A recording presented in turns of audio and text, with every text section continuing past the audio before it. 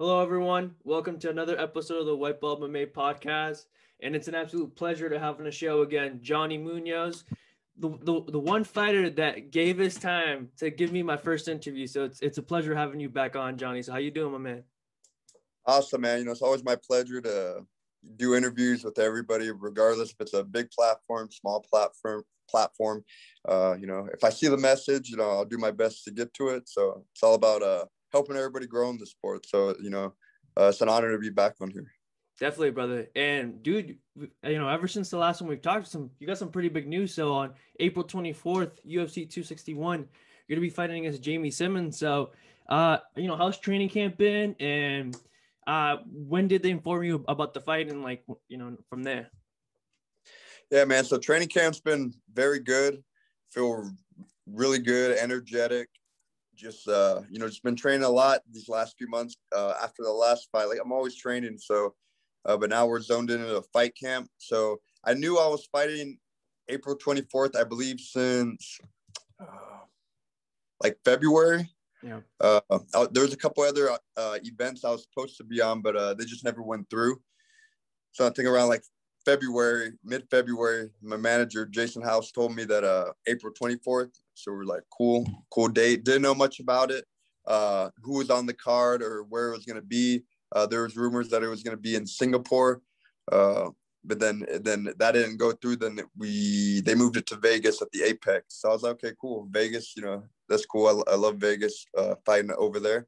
And I was originally supposed to fight Mark Striegel. That's the opponent I had in mind, who I was supposed to fight. He pulled out, so I'm just thankful that we got a replacement. And I knew about I was fighting Jamey Simmons I think 5 weeks out, so it was still a lot of time. And yeah, man. So I'm super excited for this fight. I can't wait to showcase what I've been working on, and I'm gonna go out there, get a W, and smash this guy. So. Definitely, man. And in front of a full crowd too. So I know we were talking about it in the DMs a little bit, right before it got announced, how cool would have been. And then it actually gets announced. So how does it feel knowing they're gonna fight in front of a full sold out crowd? And as opposed to your last fight that it was at the Apex. Yeah, so I'm excited for the full crowd, honestly. It's like I said, this is a big event. Yeah. Like, the fights on the card are amazing. And to top that off, this is the first one back with the full crowd. They're already sold out. So this is like a big event. Like, this is a time to show out. You know what I mean? And that's what I'm going to do. So I'm really excited to be on this card. It's a big card. It's going to be a historic card for sure. First one back in the pandemic. Yeah. So I think, everyone's going to be watching this event. People have been bored at home, not doing nothing. So, everyone's going to be out having a good time. So I'm excited for that, brother. Can't wait.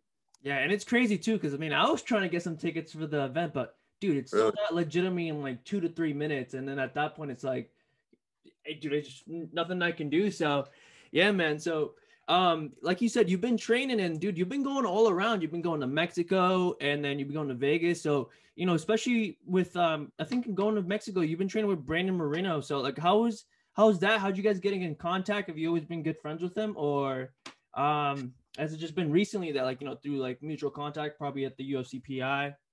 Yeah, so I've known Brandon since 2019. Mm-hmm. We have the same manager, so that's how we met. I went to a UFC event in Vegas in 2019. That's where I met Brandon, his coach, and a super cool guy. He was fighting. He fought that week, so I was there the fight week. Whatever, met him and stuff, and then whatever. We follow each other on Instagram, and then over time we just we were trying to train, but it just always never worked, my schedule or his schedule. And just this last couple months is just it's been working. Our schedules finally were able to line up, and then we've been training together. My cousin had a fight out there in TJ, and then so I was out there training with Brandon, the whole team out there, the Entram guys. So yeah, man, it's real cool. Brandon actually lives in Vegas now, but he goes back and forth. So, when he's in Vegas, I'm out there training with him, or when he's in TJ, I'll make the drive. I live in between both TJ, which is, Tijuana, Mexico, yep, and Vegas. So I'm in between both that. They're both about 2 hours, 2.5 hours from my house. So it's the drives. it is a long drive. Some people are like, oh, that's a long drive, but I'm training, bro. Like this is a job, so I'm willing to go out, train with different guys, and of course, I'm still at my home gym over here, Sequence. Yeah. I'm like I trained here all this week, so I'm always mixing it up. But this is my home. But those guys over there, down there, are my friends and great training partners as well. Definitely, man. And like you said, I mean, like your essentially is Mexican. So like, how does it feel to go back to Mexico and go back to like, kind of get into your Mexican roots and, the difference between, training in Mexico and training in the US? Is there a difference? Yeah. So it's been cool training over there. So like I had to I remember a vision like back in like 2018, I wanted to go down, like train in Mexico. Like it was always like a goal of mine to just get down there with the culture, the people, communicate with them, help out in any way I can, like with seminars and all that stuff, help a kid out, maybe change their mindset on things, just to give them hope or whatever it is they want to do in life. And compared when I had that vision back then and now, it's crazy like how like all the connections I have in Mexico now. It's like I know a lot of like the main athletes out there, friends with a lot of them, been in a lot of different gyms down there. So it's real cool. And, the training wise, obviously over here in the United States, there's a lot more options when it comes to gyms, because everybody's just moving here. But, the guys down there, they have a solid squad over there. They definitely know what they're doing. And it's not just Mexicans there. There's a lot of different Latinos from different countries going there, from like Colombia, Ecuador, Argentina, all that, going there to go train with all those guys. So it's just like a big like Latin top team basically. But it's real cool. A lot of tough guys over there. They come from nothing, so they're hungry. So it's cool to be around those guys. Spar them. They come at you, they bring it. So it's it's fun training, keeps you on your toes. But yeah, that's what I would say. The difference is. There's probably more higher level gyms out here, but definitely that gym's a high level gym. There's a lot of hungry dudes over there. Where sometimes over here in the United States, you get a lot of lazy fighters out here. Sometimes they take it for granted, Yeah, definitely, brother. And back to your fight with Jamey Simmons, man. So for the moment that like you found out you're fighting Jamey, so like what about Jamey? Like, have you been training to like prepare for him? Because I know this, he fought at 145 before, correct? Yeah, and he's coming back. He's coming down to bantamweight. So like, how how has it been training for Jamey? Because like you said, like you had a switch of opponents. So even though it's 5 weeks, it's still a switch of opponents, and you kind of had to change the game plan. Or is it kind of one of those that I'm training for whoever, and I'm just gonna implement my game plan to whoever it is? Yeah, man. Obviously, like I don't like to sit there and like study all these guys. I think sometimes people like study. I like to like know and stuff. Obviously, it's very intelligent to know who you're fighting, but at the same time, you don't want to build that guy up in your head too much. I see some guys, they build it up in their head and they're just like, watching, but then they create scenarios in their head. And sometimes, that can mess with your head come fight day.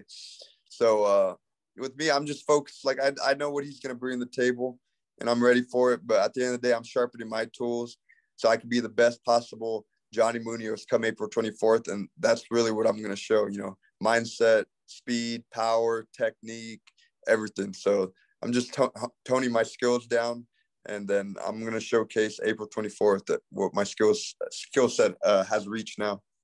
Definitely, man. And then another milestone for your next fight too, dude. So for your next fight, it's going to be under the new Venom deal. So, have you gotten the sneak peek to how the new Venom shorts and apparel is going to look like, or, the UFC's kind of keeping it under wraps? Yeah, so I actually got an email today. So now I know it's official. They're starting April 10th on that card. Because even though they said it before, but there was really no, a lot of people were saying, well, it's not going to happen probably till June, even though they mentioned April. So I was kind of like, okay, whatever. Like, the Reebok stuff's cool. But yeah, I got that email. So it's Venom now. I've seen some of the stuff. I just don't know if it was the official fight kit, because they're kind of going through like a bunch of like different designs. So nobody really knows what's what. They're just kind of going along with things. So we'll see what it is. I'm hoping it's cool. Yeah. I feel I feel like the picture that's going around is the one with like Aljamain Sterling and Brian Ortega. Like a bunch of MMA pages are like, oh, like, this is the new Venom thing. But like you said, it's like nobody really knows how it's gonna look like. So, I mean, yeah, even like a lot of the fighters, I don't think we really know. There's been like a couple guys like those two dudes right there. There's been a couple other people where they sent the fight kit to try it out. But we don't really know if that's the official fight kit they're going to go with, or they're just kind of just seeing to get feedback. So we're going to see what it is. Hopefully it's something cool, you know? yeah, definitely, man. Definitely. So, my man, so, not to look past Jamey, obviously, but, for 2021, what are your goals? So, like, do you want to fight, a couple more times this year, or, it's kind of one of those, wait and see and go from there? I want to fight this fight, get a bonus check, go on a beach and eat some hamburgers and chocolate, man. That's what I want to do. No carne asada? Carne asada, eso way. But nah, honestly, after this fight, I don't like to look past anybody. I'm focused on April 24th. I'm gonna win this fight. After that, talk to my team, talk to my manager, see what's next. But definitely, I would like to fight 2 or 3 more times this year for sure. I mean, you always got to make sure your body's healthy and right. I know there's some guys that like to fight like 5 or 6 times, which is cool. But I know sometimes when that happens, you don't really progress much. You kind of stay the same fighter, because in fight camps, you're not really progressing in fight camps. It's more like specific to who you're fighting. So you're not really, getting better. Like the more you're just competing, I think it's great, gets you comfortable in there, but it doesn't give you enough time to get better. How you really get better is like, after your fight, it's just more fun. You're training for fun. You don't have a date. You don't know when you're going to fight. So you're in there experimenting new things. You're trying new things, versus when you're in a fight camp, you kind of have somebody, you're building someone up in your head. So at that point, you're not really thinking about experimenting new things. You're thinking, how am I going to beat this guy? So I think that little mental thing blocks out people from getting better. So definitely I want to stay active, but I don't want to be like overactive. I just want to keep getting better and, stay healthy, make sure my body's right. Definitely, brother. So, my man, so before we go though, like I said, I appreciate the time. And like I said, if it wasn't because of you, who knows if I would have gotten more interviews right after. So I really appreciate you, giving me the time once again. So before we go though, do you want to, plug in your social media so everyone watching can follow you?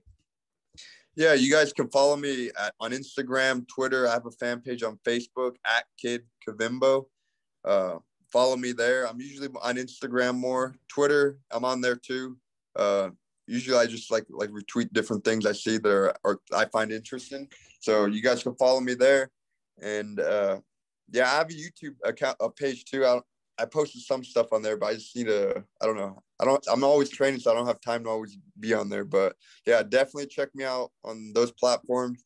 And also if you follow this page as well, so you can check out all these podcasts on here. And yeah. Definitely, brother. And I was actually going to ask you about that. I was like, because I know you had your YouTube channel. I would love to see like a weekly vlog thing, because you kind of had it going for a little bit, but then it just disappeared. During COVID, I had a lot of time, and I'm actually trying to rebuild it back. I have a friend of mine. He's getting into the vlogging thing, so I think we're gonna like work with each other. So hopefully we'll start having some content soon. Yeah, definitely. And I know when once you start uploading, I'll definitely promote it on my pages, because like I said, help me, I help you, brother. So once again, yeah, definitely, brother. So once again, appreciate it, brother. Best of luck on April 24th, and to everyone watching, peace.